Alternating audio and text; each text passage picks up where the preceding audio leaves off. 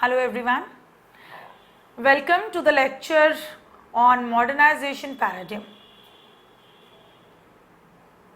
This lecture is a part of your paper on development, communication. In this module, you will be learning about modernization paradigm, more commonly known as dominant paradigm of modernization. Introduction. Modernization paradigm is considered to be one of the most significant paradigm or models that originated post World War II. Modernization at certain point of times was assumed to be a westernization concept and to be a basic precondition of meeting human needs. Modernization theory emerged with massive socio-cultural and economic consequences. In the previous module on paradigm of development, you learnt that in the past 4 decades or so, there have many comprehensive models or paradigm constructing the role that communication plays in the process of development. The modernization paradigm was dominant during 1945 to 1965 roughly, and it supported the principal agenda of the developed nations, North Atlantic and their interest. What we meant to say here is that modernization paradigm supported the transferring of technology as well as socio-political culture of modernity to the traditional, especially developing societies. From the discourses of modernization paradigm, what we understand is that the concept of development was chiefly determined in terms of economic growth during that decade. What we draw out from this point is the philosophy of how development should be brought about in the third world nations. Modernization paradigm is based on liberal political theory that promoted rationality, objectivity, reasoning and similar philosophical principles of the Western science. 2 main concepts were prominently used to define modernization paradigm, and these are modern attitudes and neoclassical economic theories. Precisely, it prioritizes the Western model of capitalist economy, establishment of technological infrastructure and scientific rationality. So in this module, we will be dealing with the historical perspective and the practical implementation of modernization paradigm. Evaluation of modernization paradigm. During the Cold War phase, there was a conflict of thoughts between the communication scholars and theorists. Some scholars like Daniel Lerner supported the high-level authoritative policies, whereas others like Wilbur Schramm and Everett Rogers were involved with the practical problems in the development communication like agriculture, industrial extension, issues, education and community development in underdeveloped notions. The latter community was of the opinion that the rural development and agricultural strategies in developed nations that generated high productivity and high living standards would not work in a third world developing nation as they lack the resources. United States with its huge expanses of land and resources became engaged in researches for the betterment of the rural communities with the establishment of rural banks, schools, agricultural universities, etc. Dissemination of information was faster and this soon started extending its technical information, advisory researches and imparted training to other parts of the world. In this way, the paradigm of modernization communication network was established during the 1950s. The main motive was transferring of information and technology and rationalized planning from the elite developed nations to the developing countries. Sociologists like Rogers focused on the interpersonal network and social structure of the modernization paradigm, while researchers like Scrum introduced the aspect of media as a multiplier of information into the modernization paradigm. He focused on building up media infrastructure for increasing social and economic growth in developing nations. According to him, media is considered to be the agents of social change. In the module where we discussed the different paradigm, we observed the role of mass media and importance of communication in the development process. Similarly, in the modernization paradigm, Scrum emphasized on the role of media, stating it is required for accomplishing the transition of new customs and practices of development. A nation that seeks development must accelerate the growth of media, as it is the only instrument through which the people can be made aware of their needs and opportunities for accomplishing them.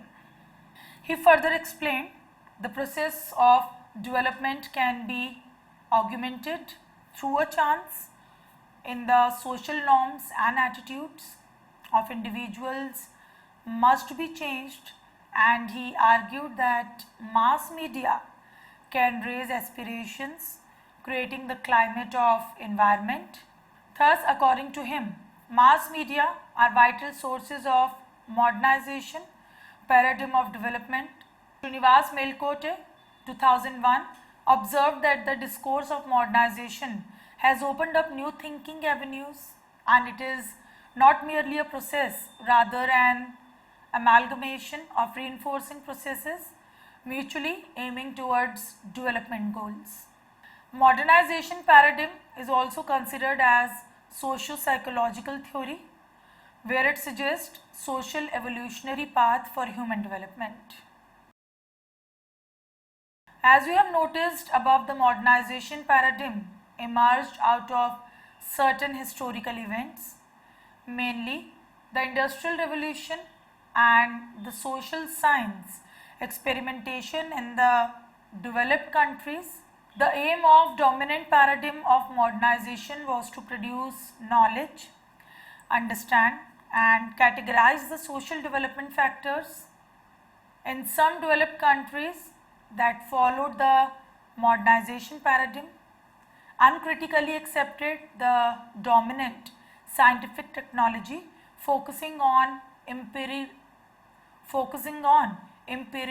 science. What is to be understood here is that modernization paradigm guided intellectual thinking and practices during the 1950s to 1960s. It was influential in development theory practices and economic development through scientific values formed its core elements. In the previous module, you have had a brief idea about the basis of the dominant paradigm of modernization and how it was critiqued by the developing nations.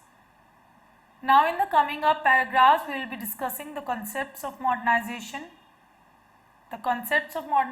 paradigm in detail for having a clear, concrete concept. Elements of modernization paradigm. The assumptive base of modernization paradigm has been around 400 years old. It was basically shaped by the social, historical, cultural and political conditions that were predominant in the United States and Europe. The dominant paradigm of modernization supported the economic growth through industrialization and assumed that development should be measured in economic terms. Indicators of economic growth like per capita income and gross national product were considered far more objective because they did not leave scopes of quantitative bias. They were preferred over concepts like justice, freedom, equality, and human rights. It was based on the conception that urbanization was the key for facilitating development in any nation. The modernization paradigm adopted the approach of science, and in this context, President Kennedy, 1961, of the United States made a remark about the benefits of modern science in the development process, stating that science can make the tools of development accessible to the masses. This statement shows the kind of faith that developed nations had on the modern science for solving problems. In a way, the Industrial Revolution was ushered in through science and technology. What the modernization paradigm failed to recognize was that even though the problems of developing nations were internal and economic in nature, but it was abundant in human labor, which could be utilized effectively and productively. So here we get one drawback of the approaches of the modernization paradigm. Science formed the basis of industrial revolution in developed countries, and it was prescribed for development in the developing countries as causing science intensive technology substituting the abundantly available labor. The modernization paradigm also considered the reasons for underdevelopment in developing nations. It noted that the problems of the developing countries are mostly economic in nature and thus should implement capital-centric scientific methods for steering development. Now we can divide the modernization paradigm in two approaches, economic and social. Let us look at these two approaches. Modernization paradigm as economic model. The economic approach of the modernization paradigm was at the macro level. It suggested a specific neoclassical economic pathway to modernization. For several years, this approach served as a significant base for Western economists. In this context, Rogers, 1976, noted that economists were given the responsibility for development of any nation. According to him, problems were identified and solutions were planned at the bureaucrat level. Under the modernization development paradigm, the countries operated the 5-year development plans, and information and other research outputs were directed down to the local agencies and communities. This theory indicated towards a significant point that it did not support the autonomous participatory approach, unlike the alternate paradigm of development. As mentioned earlier, the modernization paradigm functioned on the basis of macroeconomic planning that promoted high-level economic policy intervention at the state level. It was chiefly concerned with economic growth, which in turn will accelerate the development of the nation. This economy-centric approach of dominant paradigm was criticized by the scholars for being orthodox, as it only took into consideration the economic institutions and the productive resources of any society. If you recall, then we also discussed in the previous module that dominant paradigm considered industrialization as the chief method to economic and social development. Such a statement can be made because it was the route Europe and United States had adopted and succeeded. The modernization paradigm promoted decreased consumption and increased savings. Industrialization that was promoted by modernization paradigm was mainly capital concentrated. However, this paradigm maintained one way through which capital could be generated adequately was through redistribution of resources and income equally in the society. It gave rise to a question of concern that the redistribution approach of resources and income might create inequality. Unfortunately, theorists of the post-war era were supportive of the trickles-down theory. This idea was later rejected, with many theorists opinioning that development will come with an increase in profit and saving that will eventually lead to increased capital investment. What we notice here is that capital formation and investment were considered very vital for the growth of any nation. Economic growth in any nation depended on several salient features like land, labor, natural resources, and capital. Technology and entrepreneurship were also viewed as vital for improved industrial sectors. The supporters of the modernization paradigm observed that the transfer of technical knowledge from the developed countries was crucial for overcoming underdevelopment in developing nations. Finally, entrepreneurship was also considered a major catalyst for initiating development. Rogers 1962 and Scram 1964 described the relevance of entrepreneurship. They find that an entrepreneur was basically an innovator who initiates a new way of development by replacing the old ways, as change and modification is always required. Another interesting development strategy promoted by the modernization paradigm was of complete independence of entrepreneurs and capitalist investors. This paradigm suggested that the role of the government authorities was to be restricted to creating appropriate environment for the entrepreneurs for working towards profitable productions and to maintain law and order. Precisely, this modernization paradigm appeared insensitive towards the need of the developing nation, resulting in ecological degradation. Modernization paradigm as social model. What we have noticed so far is that the concept of modernization paradigm in development was used as means to decrease social anarchy and encourage rapid industrialization, mainly in Western world in general. The idea of any development paradigm is to deal with social disorder by managerial interventions.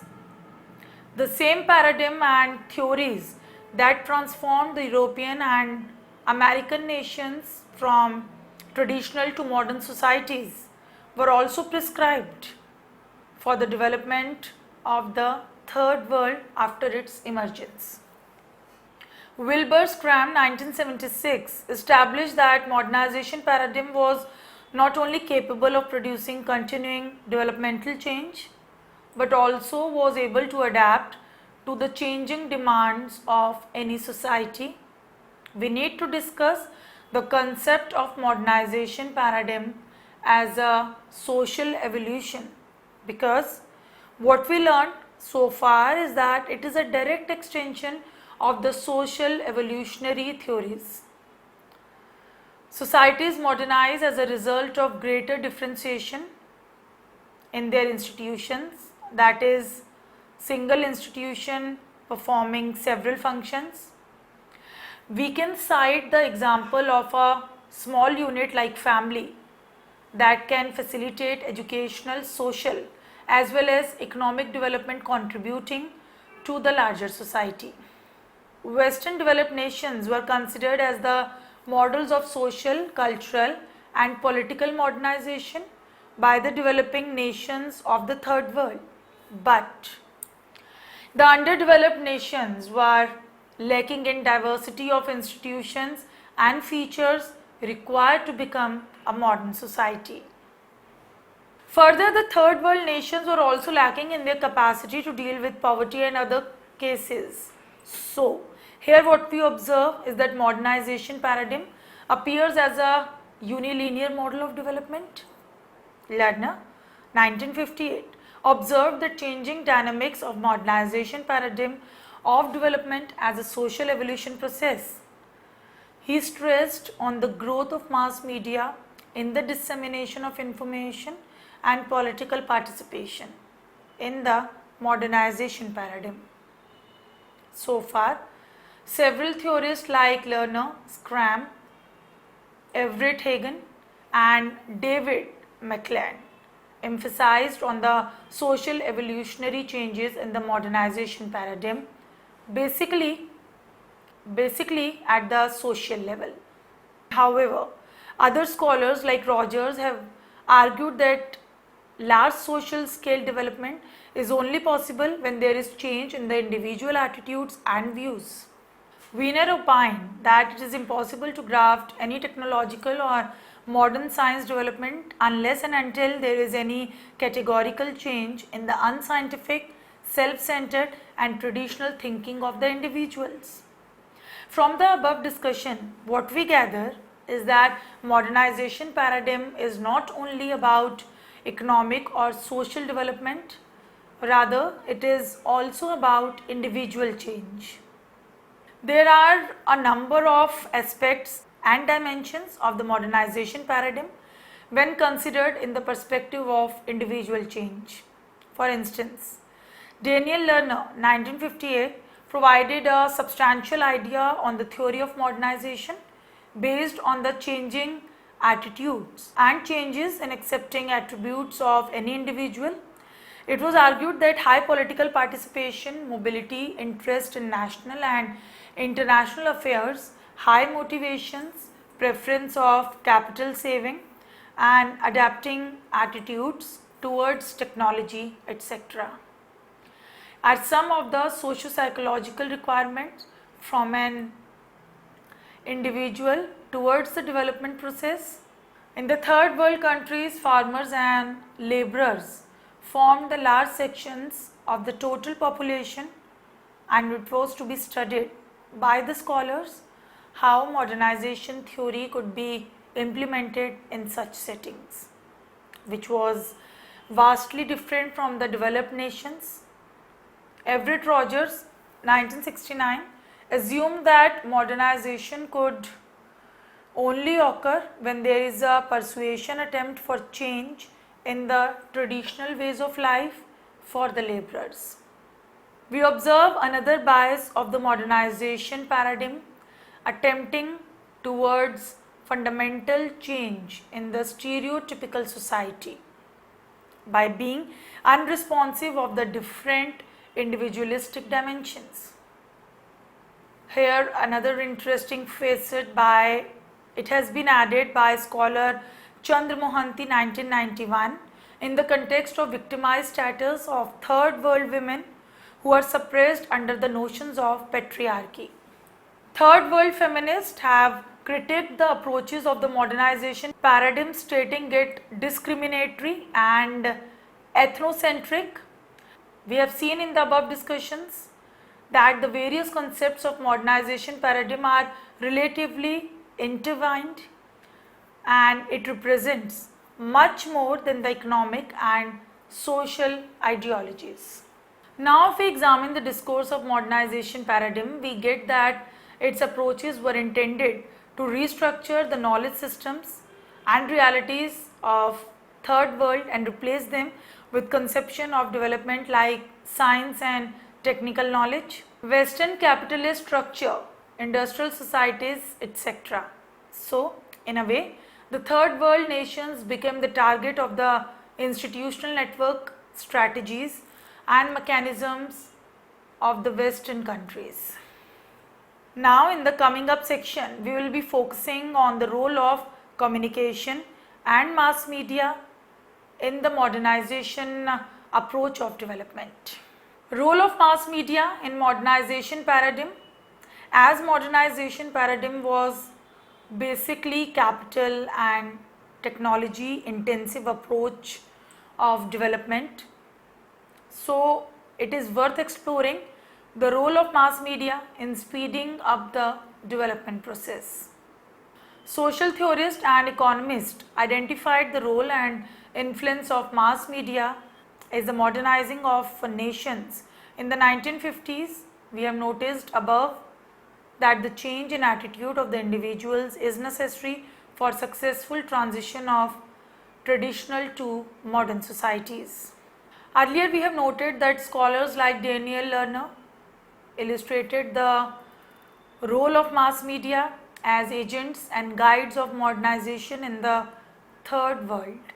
According to Lerner, mass media have a supreme role in accelerating individual and social change by exposing people to the expanded world. In the Western countries, people accumulated greater managerial skills through physical travel and geographical mobility. In the developing nations, people were able to expand their understanding through mass media that gave them an exposure of new cultures and new places. Mass media expanded further in the 1960s and were soon considered to be magic multipliers of the influences and benefits of modernizing. Scram 1964 pointed out that mass media played the role of a bridge to the larger world. Scholars were also of the opinion that one of the main problems in the third world was the underdevelopment of human resources. This problem could only be overcome with the help of exposure and education. Here comes the role of mass media that are sources of new ideas and knowledge skills. Conclusion. We learnt in this module that the modernization paradigm is a discourse as well as an ideology that traces its evolution in the 1940s post the Second World War. The dominant paradigm of modernization was clearly supportive of the political, economic and scientific agenda of development of the Western developed world. Industrialization formed the core of modernization paradigm. The problems of the third world developing nation were found to be economic in nature. Industrialization and capital formation were given priority under the paradigm of modernization. In many Western developed countries, industrialization was preceded by agricultural development. Dominant paradigm of modernization adapted quickly to the technological changes. The basic assumptive framework of modernization paradigm was to accentuate capitalist growth and technological innovations. The paradigm also assumed that prerequisite attitudinal changes in the individual level for the complete development in any society. Role of mass media in the development process, especially in developing nations, was given a central position in the modernization paradigm.